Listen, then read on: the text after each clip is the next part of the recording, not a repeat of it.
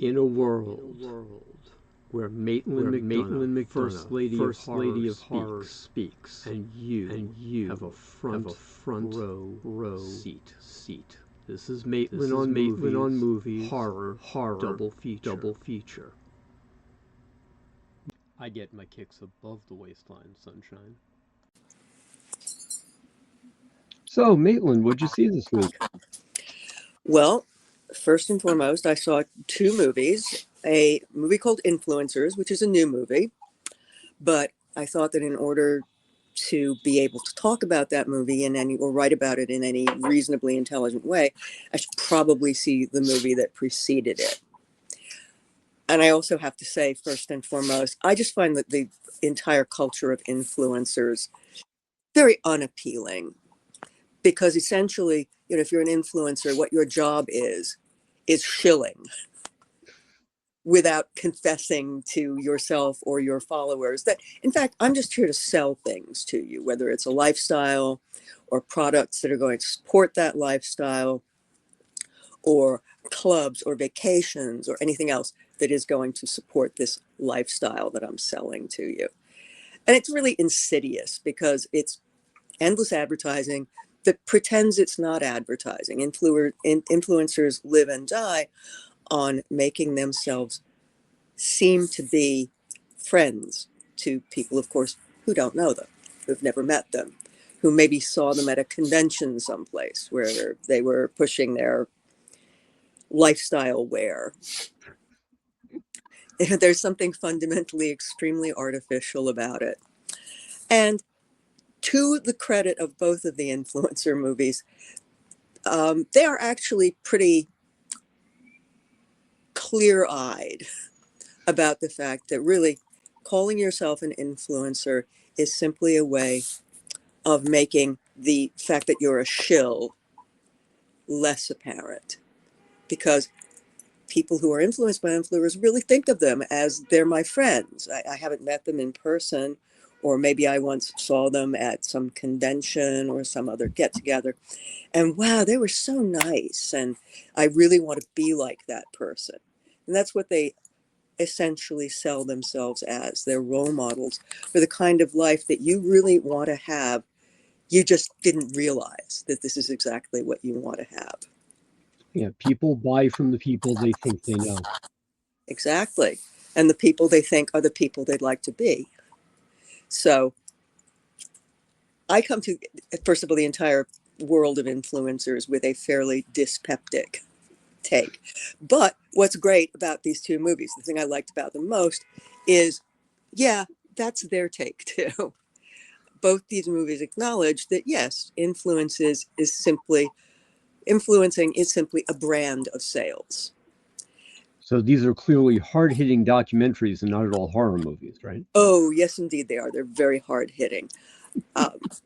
Having said that, sarcastically, the fact is that they are actually quite harsh about the culture of influencers and the cultural phenomenon that they are part of, which is why I think one of the great things about them is that the influencers in these movies, although they are good shills and they do manage to accumulate things for themselves, a certain kind of popularity, a certain kind of privilege where resorts will let them stay there free if they do their the podcast actually, I think almost entirely in the case of young people, because it's like watching TV.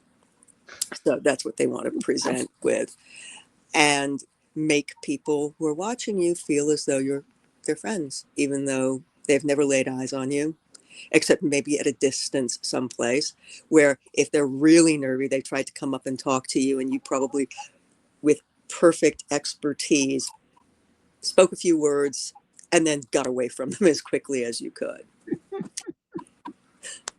So basically, Influencer takes place in Thailand, vacation spot that there's a lot you can say about Thailand as a vacation spot too, frankly, because resort Thailand is not most of Thailand, but that's where people who are going for vacations go. They're going for the really pretty beaches. they're going for the fact that it's relatively inexpensive, and in contrast with some other places you could be vacationing. Guys definitely go there to hit on girls because they figure, hey, everybody's on vacation. They're probably all drinking.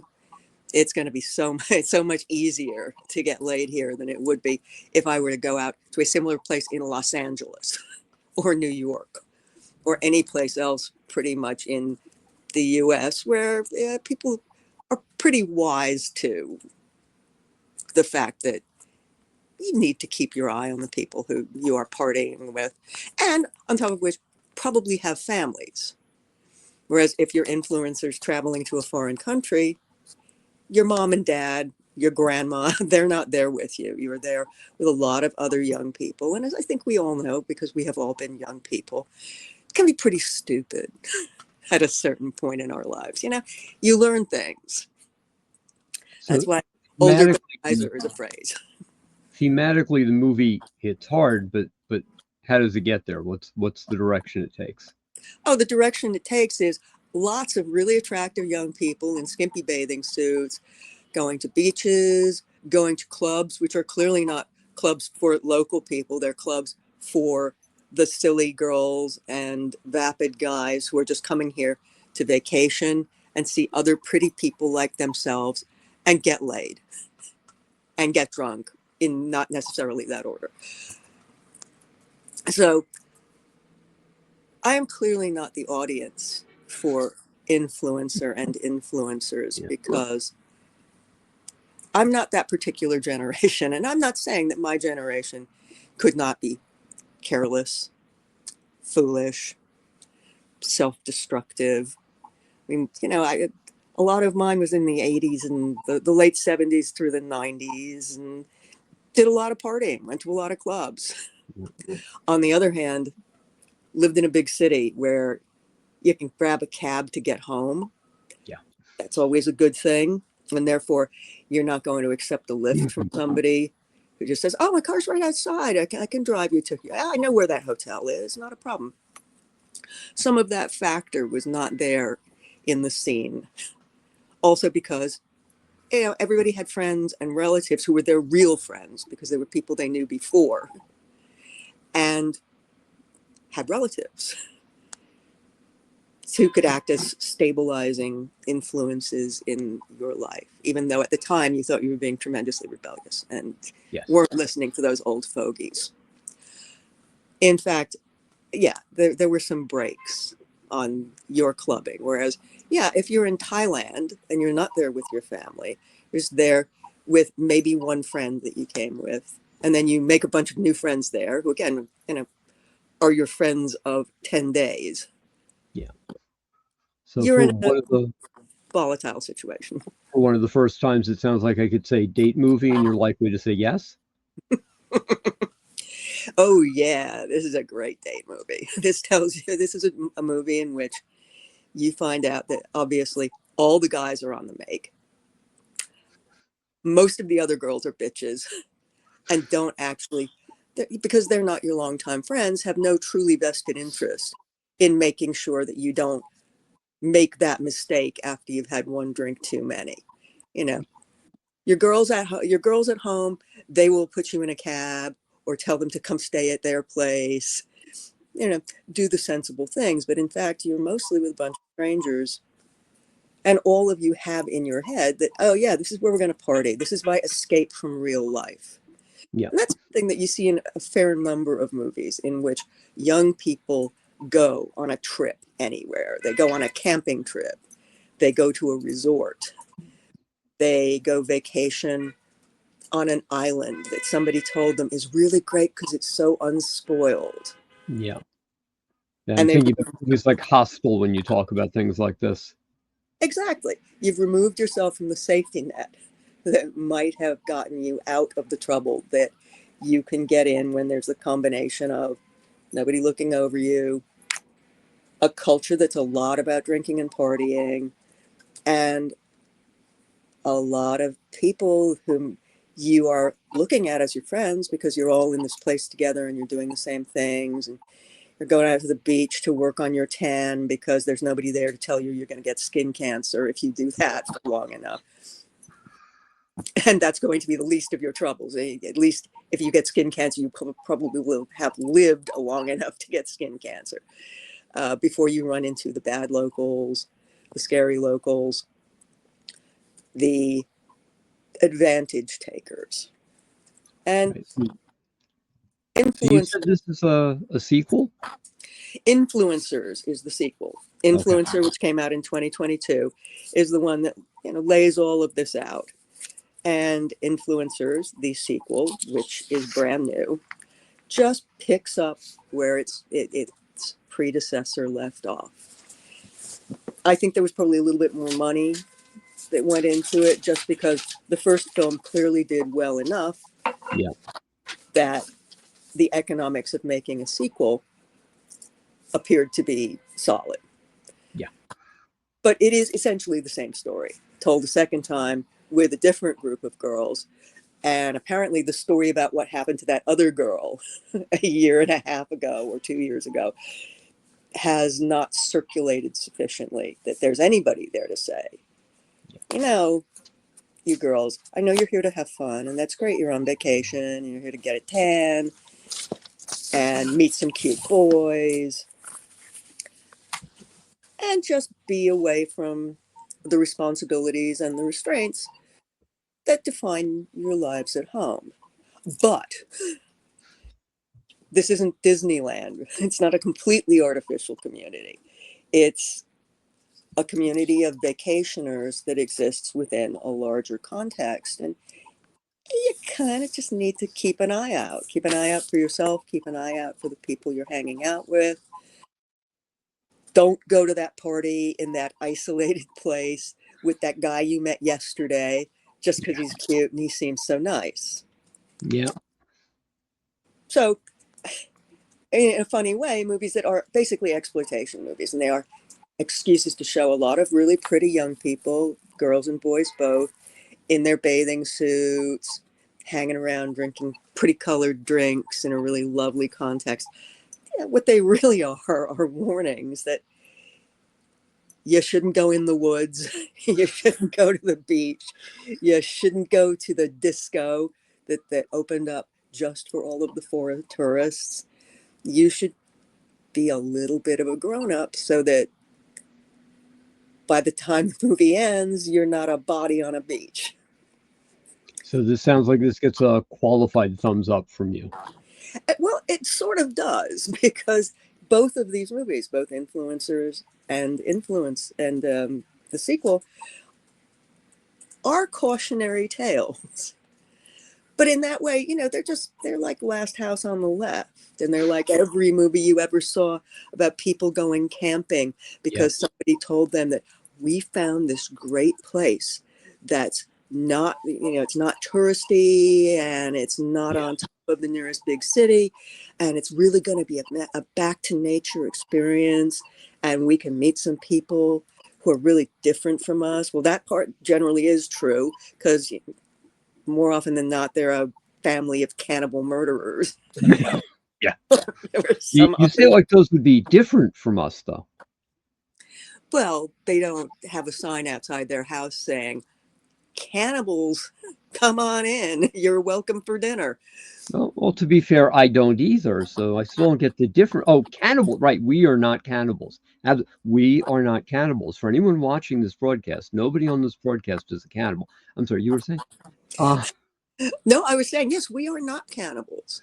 Yes. And therefore, these cautionary tales do read to us as cautionary, rather than a fascinating exploration of a very different lifestyle that you could perhaps argue could be helpful in terms of overpopulation, getting rid of really annoying people, all kinds of things. There are pluses to having cannibal communities out there to just deal with a certain kind of really irritating tourist, influencer, what have you. Okay, so influencer followed by influencers. One character is carried over from the first film to the second, and she is the girl who in the first film actually looked as though she was being set up to be the outcaster in the group because she has a very large birthmark on the side of her face. And this is a group of girls who are completely into their looks. So this large birthmark really makes her stand out and clearly has given her some issues, which is what turns her into the person who survives the first film and who is the big problem in the second movie. Yeah. I cannot honestly say that either of these films struck me as a hugely original movie, in that the basic plot line is one that we have seen in many other films about people who are out of their environment, people who are camping in the woods when they've never been closer to drinking out of open water than going and drinking from a water fountain in a park. It's the closest they ever got.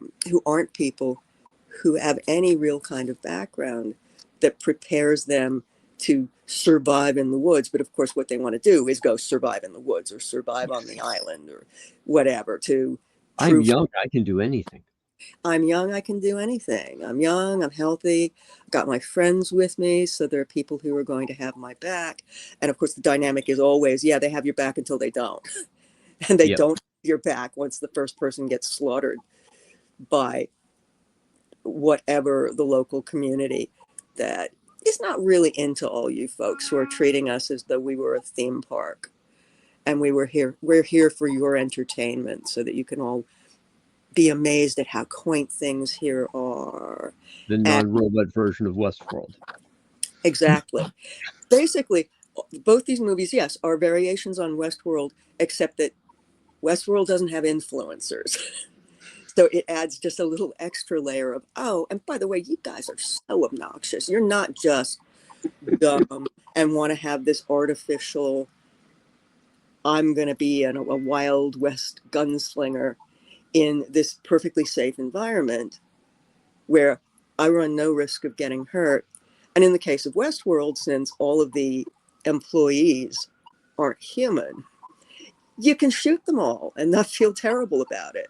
You know, you can be like, wow, I'm the biggest gunman on this not actually real amusement park set. Yeah.